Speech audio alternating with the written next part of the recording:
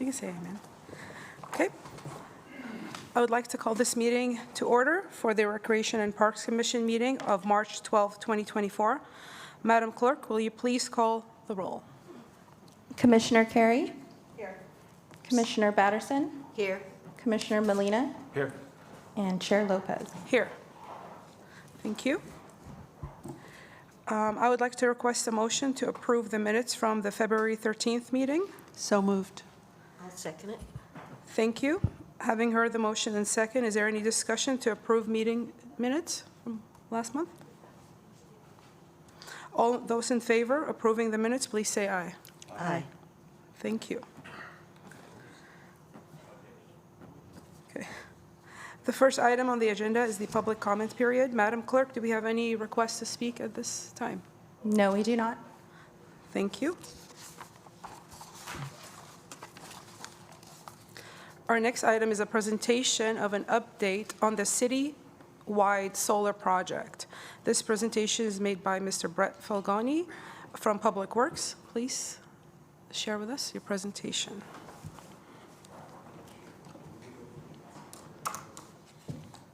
Okay, there we go. Hi. Nice to see all of you again. It's been a while. Yeah. Ms. Lopez, nice to meet you. Hi, nice to meet you. So I gave this presentation to council back when this was approved in November, and it's a project that's been underway for years, trying to actually make this happen. So it's pretty exciting that we're at this point, that we're able to provide this presentation today. So what I'll do is kind of go through just a little bit of information on the business side of it, why we chose this decision, or why we came to this decision. So you can see we've got about a 4.4 megawatt solar array spread across 8 different facilities. And the reason we had to do that, we couldn't just do it at one facility because of net energy metering rules. So back in the old days, you could build one big solar array wherever you could, wherever it was cheapest, and then you could offset your meters. And now you have to look at each site, each property independently from one another to see if it makes sense to build solar. So what we're doing is a power purchase agreement. So many of you, I'm sure, have seen your PG&E rates going up each year. So what this does is locks in our rate per site for 20 years under NEM 2. So NEM 3 came in right around this time last year. We were able to file the paperwork and get everything going before that changed. So we would end up with about a quarter of the savings that we're currently realizing. So about $12.6 million over 20 years is what we expect to save, although it's very conservative. We're just assuming a 3% increase in utility rates with that number. And so the savings that we're likely to see are going to be substantially higher given that electricity has been increasing more than 3% per year. There's a performance guarantee, so if out at Hagerman, Dennis hits a foul ball and in the software league or the softball league and breaks one of the panels, it's covered by the company that's going to provide us with the solar energy. So, and if they don't provide us with the amount of electricity that they say they're going to, they would credit us that amount. So, it's a pretty good deal for the city. So here's just a quick rate schedule on what our rates have done over the last few years. You can see that costs have gone up significantly. 9.4 increase, 8.75 increase, 14.5% increase, etc. So, and again, we assumed 3. So here's a quick overview of projected savings over the long term. Wow. And as I said, each of these projects kind of stand on their own. So all of them have a little bit of a different calculation for their cost per kilowatt because the construction costs are different. So back in 2021, we engaged Spur and Forefront. So Spur is a consortium that is a statewide consortium that reduces electricity rates for schools. And we were able to piggyback on that and utilize that savings to get them to provide us with a proposal. We also got a proposal from ENGIE, and essentially what it boiled down to is the combined kilowatt from Spur and Forefront was about 14 cents a kilowatt, again flat for 20 years, and ENGIE came out to about 18.68 per kilowatt. So substantially higher than Spur and Forefront. And then with some modifications to the construction and a couple of other things that we needed to tweak, we ended up at about 15 cents a kilowatt. This is just a proposal, some analysis that we did with various proposals. This power purchase agreement, and then a 28-year power purchase agreement, which isn't really relevant because you only have 20 years of secured savings through NEM2. So a 28-year, you don't know what your deal is going to be after 20 years because NEM goes away. So you might not get any savings at all. So assigning a 28-year deal wouldn't make sense. So the winning proposal from Forefront, here you can see about 15 cents a kilowatt in that year one PPA rate. So again, Joint Powers Authority, founded in 1989. There's over 300 public agencies that are using Spur. And the winner of that Spur RFP was Forefront Power. I spoke with many different agencies about Forefront, about Spur, just to make sure that they were who they said they were. And we've gotten very good feedback from all of the references. And then our experience working with them since we've signed this contract has been very positive. And they're a stand-up agency. This is just a little bit more about Forefront, how big of a company they are. These are the references, the folks I've talked to about the projects that they had and their experiences. So now we get into a little bit more of, okay, what are we doing where? So we still need to negotiate with the airport. The airport has, all of our wells are at the airport on easements, and you have to have contiguous land next to your, so wherever your meter is, you have to be right next to that meter with your solar panels or the adjacent property. So we would need to lease land from the airport in order to do that. So that deal's not done yet, but it's something that we would like to see done. So City Hall, we are going to run a power line. This is on city property. We've started engaging the shopping center owner, but we actually own the parking lot. So we would trench a line all the way over to City Hall and tie into the transformer right out front. And that would benefit the library, all the City Hall complex, Wastewater treatment plant, another big project. Police station. There's some land work that we need to do on this one as well, but we could make some adjustments and make that work. But it's a huge, the police station runs 24 hours a day, so the energy demands there are quite substantial. Our transit yard, and then the Paul Nelson Aquatic Center. So you can see at the Paul Nelson Aquatic Center, there's this large array that we're planning to use. There's some palm trees that are associated with, well, they would need to be removed in order to accommodate this array. But eventually, I mean, certainly the offset in carbon emissions from the solar, given palm trees' relatively low sequestration characteristics, it's still a win for the climate. So we think that it certainly makes sense to move forward here, even though we are going to lose a few trees. James Hagerman Sports Complex, another pretty substantial array there. Manami. We will lose a tree here.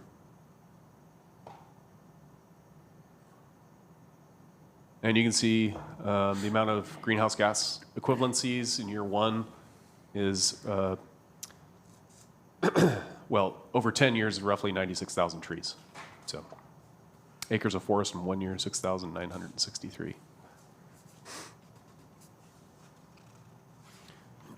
I also have some other graphics for you if you'd like to see them on kind of the more specifics about what trees we're looking at removing in order to accommodate the arrays. If there's a particular site you'd like to look at, I could pull that up for you so that we could look at it. So it's up to you if any commissioners have a question about that. No. And I should mention at this point, construction-wise, we're moving forward. We've surveyed sites. This is a real project. We expect to be under construction. Some sites probably this summer or fall. So it's happening quite quickly. So we'll be realizing these savings hopefully this following year. And that'll help, should hopefully help out everybody's budget in the general fund. Thank you. Sure. Any public comments? I think Commissioner Lee would be happy that we're moving on with this solar. Good job, Brett. Thank you. I have a question for you, Brett. Sure. So the blue shaded areas you were showing, these where the solar panels will be installed, I'm assuming? Yeah, let's see, I just closed this out. Yeah. USB. Oh, that's Measure A, sorry. Yeah, so if you look, let me pull up this graphic for you.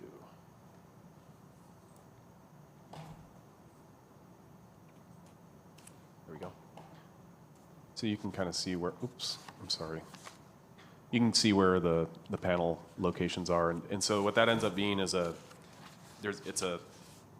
get to park under it. So there's lighting underneath that, and you can fit your car under it, and you'll Okay. have shaded. So similar to that of To what you see at Country- Hancock? Yeah, so the okay. Hancock parking lot, that was Forefront, actually.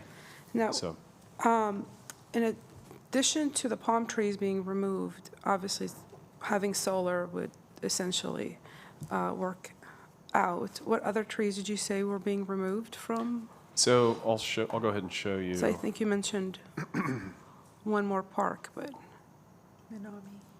Let's see, we Menominee? have, what was the other one? let me pull up the aquatic center real quick. So there's some shading issues associated with some of the trees that would preclude the array from, so there's some, what are those over there? The cottonwood, poplar. There's some poplar trees that would need to come out to eliminate some of the shading. Oh, wow. Or those aren't poplars, those are, I can't remember the species, but there's a couple, see those green circles? Those right there, we're worried about those shading the array. But it's not to say that we couldn't put some other landscaping back. And then Hagerman, we have nothing at Hagerman. And then let's look at, there's a couple, like at the Civic Center.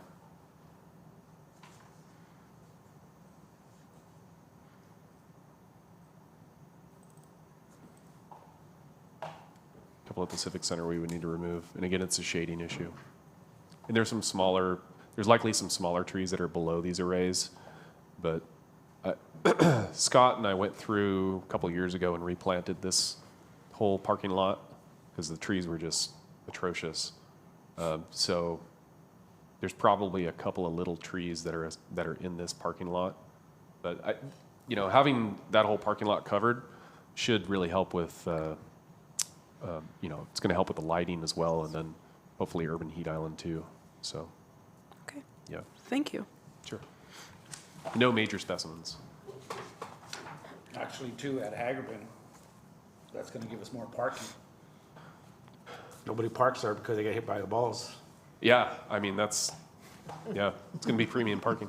It's true. Yeah, and there's folks that park out there for park and ride as well on a daily basis, and it's nice to be able to park your car under a cover versus in the sun. So, yeah.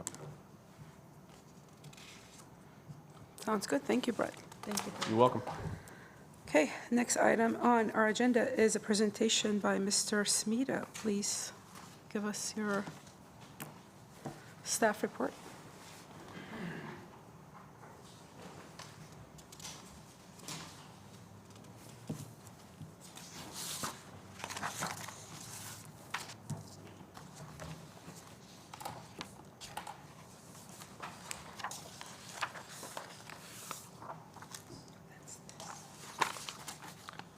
Good day, Commissioners.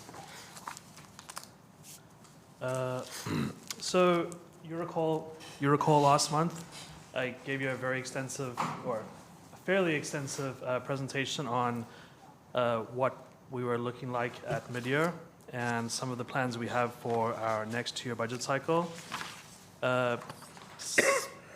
This month, you're going to get something a lot simpler, mostly because not a whole lot has changed in the last 30 days since the last presentation. But at 67% of the fiscal year, we are at about 62% spent on our general fund and Measure U. This is the one that I shared something similar at the last meeting, showing what our projections look like. And at our last meeting, we were projecting to spend about 96% of our budget. Now it's looking closer to 94%. And that could fluctuate. We're going to have some seasonal hiring coming up. And so that 94% could jump up again to 96, 97%. And so when it comes to projecting for the end of the year, ideally we'd like to spend all of it, but there's some things that are not necessarily under our control, such as filling positions and having a full set of positions filled. And then just an update on where we are with staffing. Not a lot of movement in the month of February. We hired one new person, one person got promoted, and we had one resignation. We have, as you can see, a lot of vacancies. We are actively recruiting for most of them, and they're at different stages of the recruitments. They're either right in the beginning stages, or we've done some interviews and are about to make some job offers, or we have made job offers and we're waiting for things like live scan clearances or any other pre-employment requirements. That's all I have. Any questions from the commission?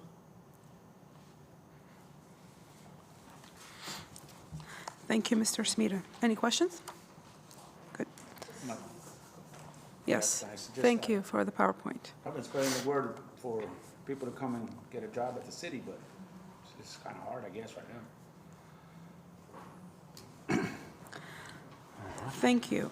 Now we'll hear from the Parks and Operations Manager, Mr. Casey Stone. Thank you. So, just a quick update on what the park division has been up to the last 30 days or so. Very first thing, I'm pleased to announce that as of today, we know that the Enos Phase 2 project has kicked off. So the community center has gotten started. So everyone's very excited to see that progress very soon. As far as what the team has been up to, though, just a few updates here, including one follow-up from our last meeting. So storm cleanup continues. We're almost there. That storm was on February 4th. I'm told we've got about one more week left, believe it or not, of completely wrapping up all that work. A lot of what we're down to now are just the stumps, but a lot of those stumps have got to be removed, and a lot of those holes have got to be filled in so that we don't have tripping hazards. So that's kind of the last bit there. In addition to storm cleanup and routine maintenance, crews have been working on a variety of projects, including baseball field final renovations. Most little leagues have kicked off by now after a little rain delay, so up and running. Obviously out front, the City Hall re-landscape project that everyone's probably driving by now and looking for that progress. We've had some Jim May Park tree plantings during the past week and a half, 2 weeks. And then also the graffiti team has been very busy around the city just trying to keep up with everything. We had another meeting this morning on it, and it's just hitting everybody. We're doing the best we can, but there's just a lot of work to be done, and it goes up just as fast as we can get it down. So we're going to stay on it and hopefully make some real progress soon. As far as the update from the last meeting that we had, there was a question on what the latest is on the retail tobacco enforcement. So I just thought I'd give kind of a synopsis of where we were in the fall and where we are now and kind of what's coming up next. So we know that there are approximately 85 retailers of tobacco within city limits. All last fall were provided with outreach material that basically explained the Santa Maria Municipal Code requirements, in addition to state law requirements, and also contact information within Rec and Park, since we took that over, on here's our application, these are all the things that you must complete to get that application approved. including the pre-licensing inspection. So following that initial outreach, Rec and Parks admin staff and rangers worked with various retailers on getting them into compliance with the licensing. As of January of '24, we had 27 new retailers that had completed our licensing process. So remember, that's just not coming in and applying. That's getting everything turned in, getting the payment made, having the rangers show up, do the premises inspection, any follow-up requirements, got to get those met. And then once everything has been verified on our checklist, then the license actually goes out. So 27 new ones. That number, what's key about that is that's in addition to the work that the police department had already done. So they've got 10 that we started with. So really, out of that 27, you can add 10 to that and say that's how many are licensed right now. During the past 2 weeks, there was a walk and talk done by the rangers where they basically went through the list of all those retailers that are still not showing as in compliance. And they did further reach out to say, hey, this is required, it needs to get done ASAP. And so we're pleased to report that as of now, we've got 18 new applications that are pending, both the paperwork completion and then all the inspections. So basically, once those get completed, which we're expecting within the next week and a half or so, we'll be at approximately 50 or a little over 50% in terms of our completion. So, you know, those are some pretty promising numbers. Recently, within the past couple of weeks, the Rangers have worked with the police department and conducted a couple of shoulder tap operations. So that's where they're checking to see if people are selling to underage. And there were some citations issued, so there were some violations. Also last week, members of our retail tobacco licensing team went to a 6-hour tobacco enforcement training in Arroyo Grande, which was sponsored by the California Department of Justice. And at that training, we made a lot of connections, and we also learned about the tobacco enforcement at the state level, and also how it really ties in at the local level. You know, they basically just assisted us with resources, including grant information, but also made the important point that there are so many cities and so many retailers statewide, I think they said over 30,000, they really need that local support, so the municipal code stuff is really important to them. So I made some good connections there. Upon completion of the current pending applications and inspections, we're going to increase our random store inspections of any unlicensed retailers, and we'll then focus on increased enforcement. So basically, very soon after we get through this next phase of those pending applications, we're going to be going out to these folks, and if you're not in compliance, that's when you can expect an upgrade in enforcement. So that's where things stand. Just wanted to give you some additional information because I know that you asked last time, and I'd be happy to answer any questions that you may have.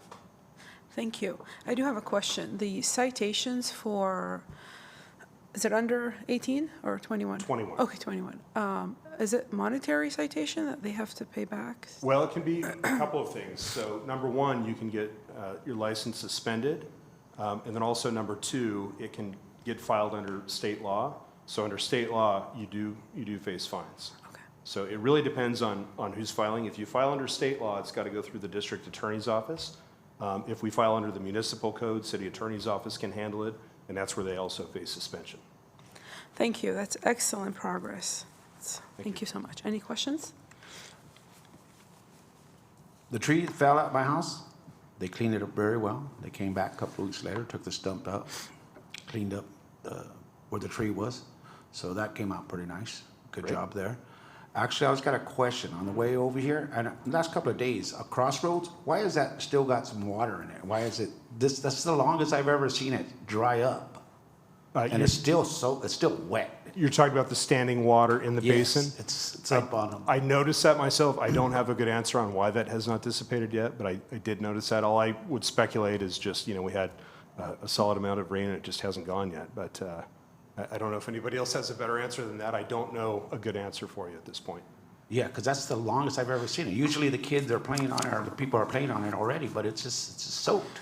So Yes. it's just, I don't know why. Yes, I was through there Sunday on my way to grocery shop and I noticed the same thing. I had the same reaction. Yeah, and it hasn't rained for a little bit, so, well, A few days at that point. It rained a few days. Curious minds want to know. Thank you, Mr. Stone. Next is Interim Assistant Director, Mr. Dennis Smitherman, who will give us a report on recreation services. Good afternoon, Commissioners. We're really excited that summer's on its way. We have a lot of new programming that we're anticipating on starting this summer, being that we have the staff to run the programs. One of the things that Neville had pointed out was the vacancies. What's not listed on here is our limited service account.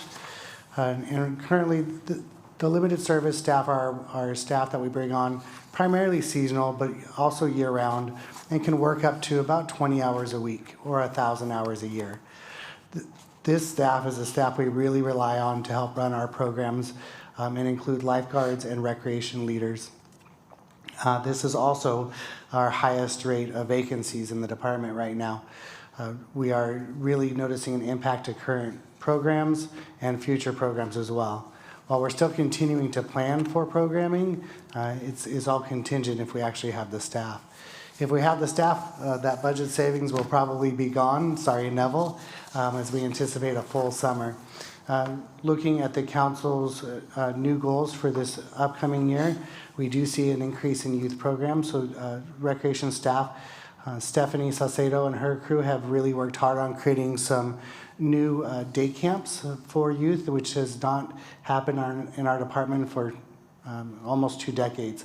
So we're excited to be bringing those back and reaching out to a new audience, and also hopes to meet the council's goals. Again, it's all going to be staff contingent.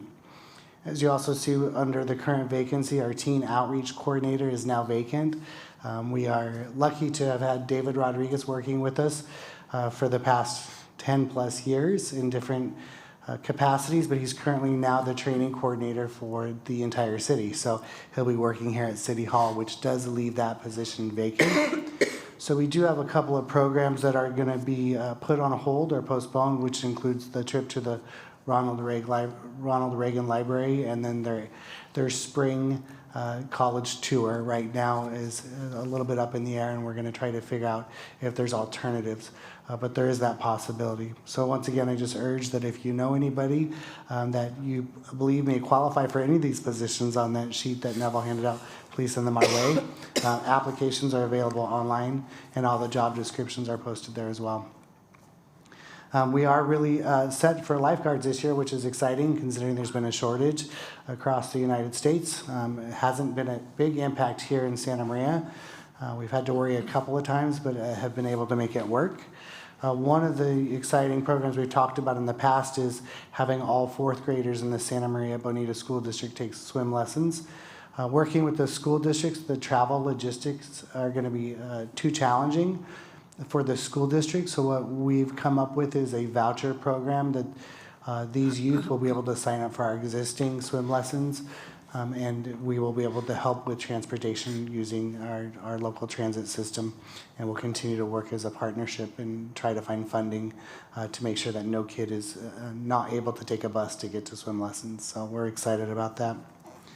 I did want to bring up real quick, Commissioner Carey and I discussed, all of us discussed at the last meeting about the items of historical merit and our historic landmarks and the idea of a website. And we were lucky enough to meet with our GIS department today, and they reminded me that we have one.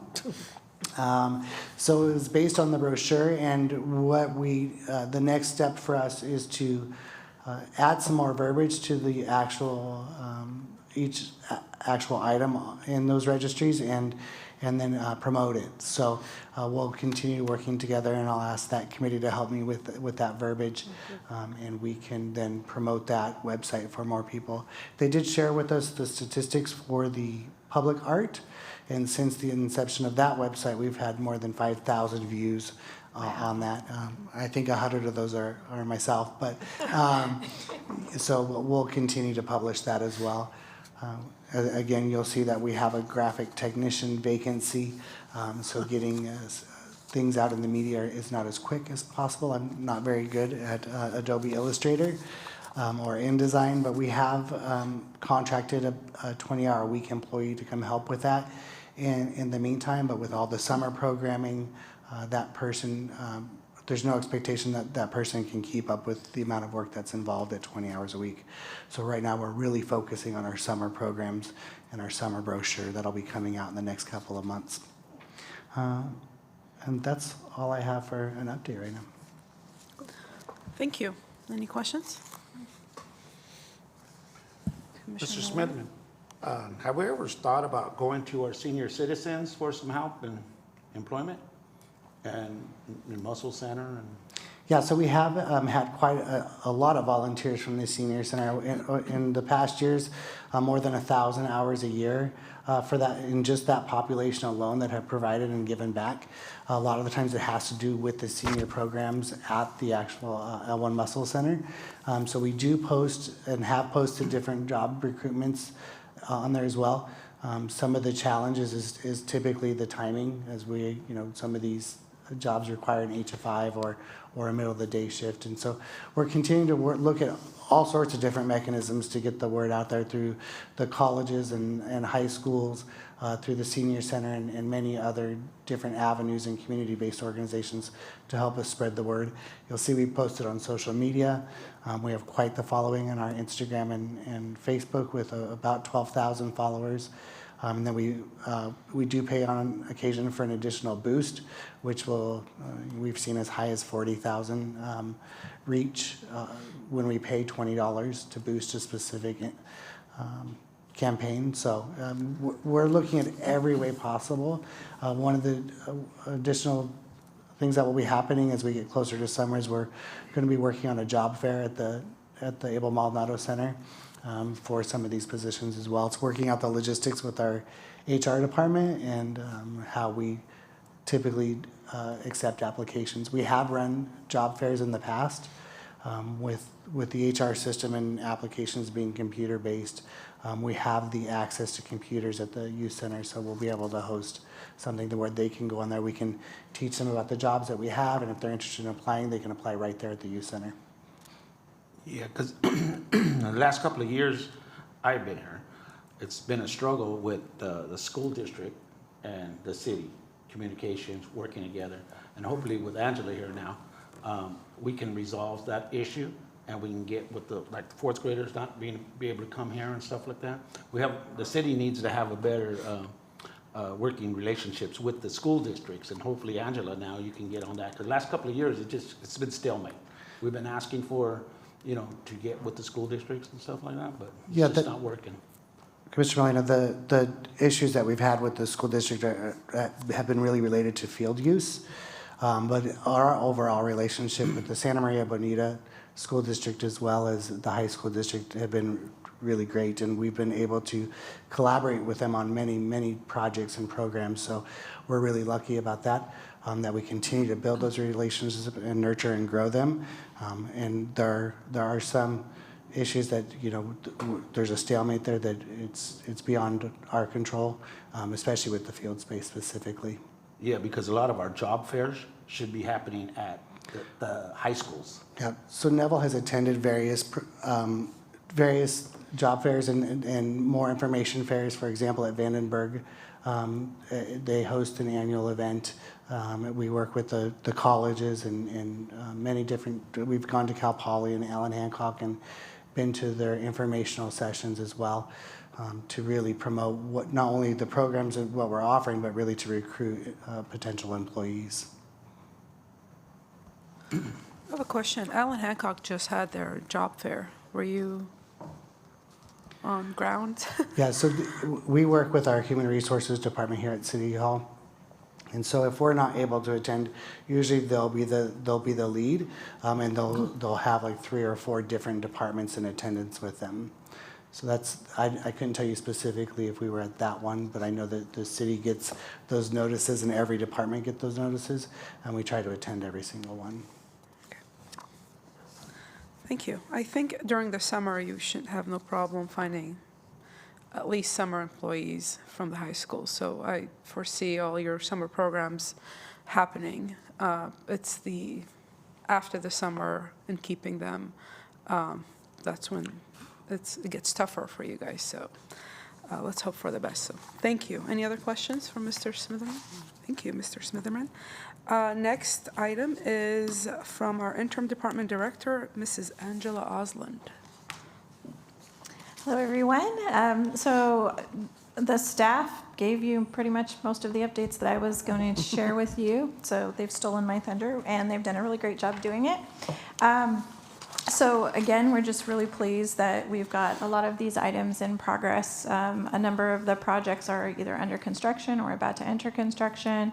Our organizational kind of realignment project is in process. We've wrapped up the organizational assessment and have put together some recommendations to move forward for our staffing. This is going to also impact how we staff our limited services. So to your point, as we move forward in this next steps, consulting with our HR department and finance department, so we have some things that we can be doing a little bit differently, and management staff are exploring some of those options. So how can we reach out? Who should we reach out to?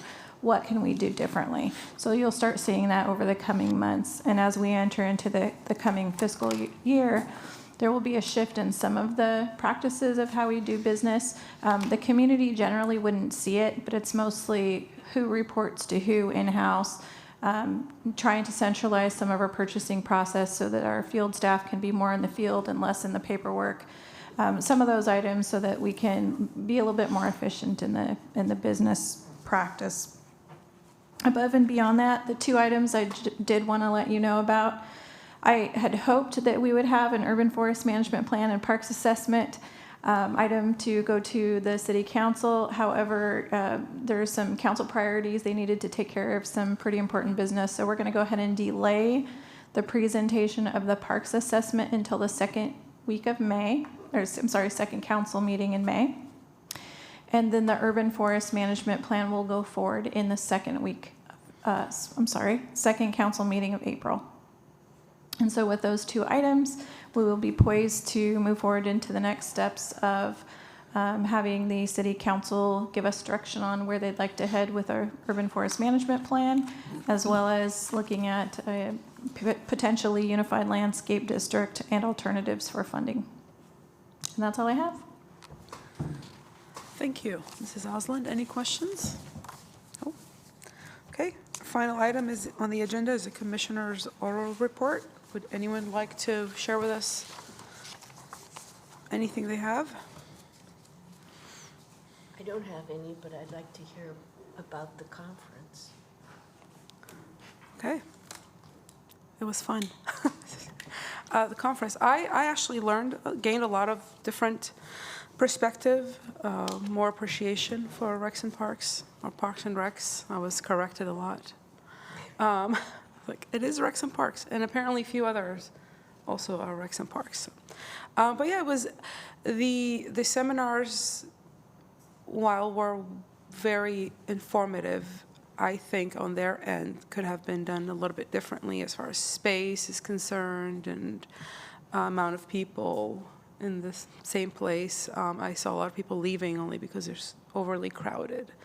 But nevertheless, it was a great show. It was great information shared. One of the doctors, I think it was Dr. Gail, I believe, she was amazing as far as engaging with, some of them are hourly employees. Not everyone attended were in management level. And just to see them interacting and having this appreciation that they were there, and hopefully they can take this back to their department and, do things with it. It was nice to see. I mean, even our department here took 2 hourly employees, I believe, which was very nice. This is when in the past, I've said employee appreciation on different levels, as far as take them to trainings as such to sort of broaden their mind and encourage them to stay in the department in the long term. It's things like that. We're taking them to conferences was important. So it was my first time, and hopefully it won't be my last, but it was fun. Now, do they happen to have a commissioner track at all? Not at all, not this time. They did. Some years, a lot of the sessions are every year kind of seems to have a different theme. And one year I went and I remember it was all gauged to like the young kids that had just come in. I mean, all the classes were geared towards them. But I mean, you still learn a lot, but just different topics. But this year was different, but commissioners weren't at all in the mix. There weren't any special classes, but I will tell you this, every single session I went into, that the commissioners were mentioned, which was a shock to me because no one ever talks about commissioners. And it was like the council and the commissioners. And the first time I thought, oh, wow, you know, but every single one. And I guess I'll just, you know, I'm on the California Association of Recreation and Park Commissioners. And it's actually recently just disbanded as its own entity, and it's been taken in by CPRS. In fact, that just happened last week. And I'm actually going to stay on the board of that with a couple of other people from the board, the past board, just to help like get it to cohesively, I don't know if there's a better word I should use, blend in, because commissioners are going to be a part of the program after, well, next year, starting next year, which will be really cool. Focus on that, and then it'll help on a huge range of issues too. Well, I had just wondered if they had implemented it, because like every year we ask about that. Yeah. And they say, it's coming, and It finally is, actually. It's though even, I've always found, even the ones that aren't really for commissioners, like last year, there was a lot on trees and. none this year, not one. Really? Oh, well, I found them really interesting because we were going through this same type of assessments here in the city. And so it gave me a lot of background that I didn't know. But I keep waiting for the commission track. Yeah, it's coming. It's finally going to be, next year. The one I went to that was, well, they were all really good, but there was one on homelessness, and it was done by the county of Riverside, which is massive. But the little synopsis of it was, well, come because it talks about being on the Riverside, Riverside stuff. And Riverside, I'm thinking, I live on the Riverside. I live on the levee, and we've got, little tent cities all over. So I thought, this will really apply. It actually, I'm not the only one that lives right there. But actually, it kind of wasn't that at all. But it was really informative. And actually, Alex was there too at that one. And it was interesting because it was just what they did and how there's such the huge county that they had so many services available to them. I mean, just like all the cities and way more than that's available to us just by the sheer size of it. But they have a lot more land. Anyway, that was pretty fascinating. And it didn't specify if you live right on the levee and, what you can help I do want to with. add to that. We do have a lot of available organization for the homelessness here, actually. I was shocked myself to see how many agencies are available through the Blocks and Advisory Committee that I'm on. So we do have, obviously we don't have the land, but we do have a lot of agencies that cater to the homelessness. The ones that are by the riverbed choose to be by the riverbed. They do not want to leave. Even to get food, they send one person to get food from the Salvation Army for them because they don't want to lose their spot. They don't want to get their stuff stolen. So it is actually a choice to stay away from society, if you will. It's all part of the So- mental illness aspect of it Yeah. as well. There's so many variables. I would like to see Santa Maria Rickson Parks get recognized for something in the following years. It was nice to see all these recreation parks get recognized for many things. I did see San Luis Obispo for their skateboard skate park. park. Yeah, Skate park, I just drove by it today, it was And packed. so it would be nice to see We actually Rexham were Parks. recognized last year Oh, we Yeah, were. Yeah. for Nice. the, how do you, not Corner Market. What's it called? The Market Cafe at the Youth Center. Yeah. And then we were recognized locally this year for Machado Plaza. Oh, that's And so when we win at a local level through our District 8, we do submit it to the state, and our District 8 pushes it forward. We were not selected this year to it, so we do submit usually 2 or 3 a year for nomination. Any other comments? Commissioner Melena? Yeah, thank you guys for going to the commission. Nobody wants to give me a ride, so I can't go next year. Anyway, a few things here. If you drive around the city of Santa Maria, right now is the time of year for community. We have opening softball, baseball, we have groups all over the city. They're volunteers, they're parents, they're out there with their kids, they're running snack bars, they're fundraising, they're doing a whole bunch of stuff that is beautiful in our community. And that's the time of year that you see girls softball, everything going on right now. Everybody has their little issues. You know, thank you guys for the flag issue at West Side, and that's been an issue for them. And it's little things like that that the city can help, and they just want to see done, okay? Bleachers, I was there at South Side yesterday's game for their first game at Robin Ventura. And it's not the best situation, but they're playing ball, you know?